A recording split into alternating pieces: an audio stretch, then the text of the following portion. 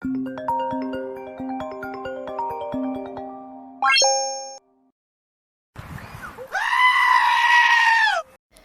y'all, today I'm going to show you how I make my own spaghetti sauce from the tomatoes from my garden. There's about 30 right here. I already washed these. So what I'm going to do next is the very tip where the green stem is, I'm just going to cut that right on off and throw it away. You can go ahead and put your tomato in the pot.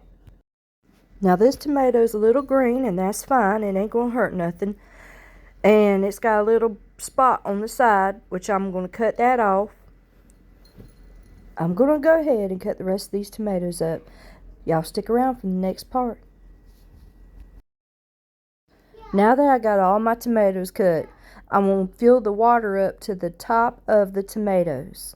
Then I'm going to season them. And I'm putting little basil. The basil that I put in there came from the garden, my garden.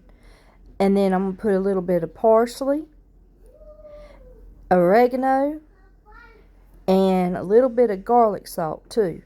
When it comes to the seasoning, whatever you like, just put in there. This is just what I like. So I'm going to gently just mix all of that seasoning up. Once it starts to boil, it's going to mix it all up anyways. I just didn't want all that seasoning to sit on top of the water or the tomatoes. 1 hour later. Now it has come to a boil for a while. You're going to see some of the tomato skin floating or trying to come off tomato, and that's what you want to see. I'm going to cut my burner off, and I'm going to let this sit so it can cool off before I can even do anything with it as far as peeling the skin off these tomatoes. 3 hours later. Now that everything has cooled down, I'm going to drain every bit of this water out of the pot, and then I'm going to sit there and have to pick the skin off the tomatoes. It should look like this after you drain it. And you can see some of the skin that has already came off already. It isn't hard to get the skin off. It's very easy, and this is what the skin looks like. I just throw them into another pot, and when you're done taking all the skin off, this is what it all looks like. I'm going to drain it one more time, so I'm going to make sure I get my strainer, and I'm going to dump it all in there and get all that water left over out. I'm going to shake it gently, then put it right back in my bowl. Next, I'm going to get my masher. Next, we're going to just mash it up real good so it ain't so lumpy.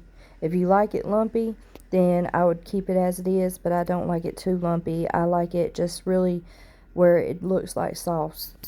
I like green peppers and orange peppers in with my spaghetti sauce. The mixture of it, it just tastes so good to me. So I'm going to add this to my sauce as well. So I'm going to cut these up.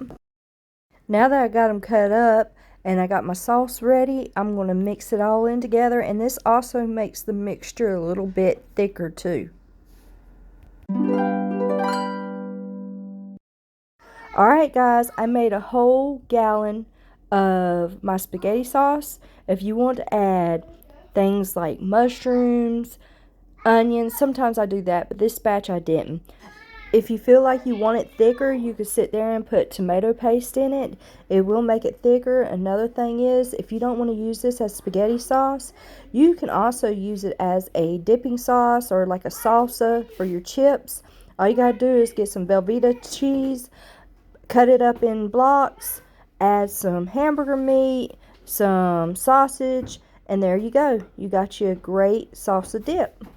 When you freeze this, like I did, it's good up to 3 to 6 months. The best way to go ahead and thaw it is take it straight out of the freezer, put it on the stove until it comes to a rolling boil. Y'all, I enjoyed making this video with y'all.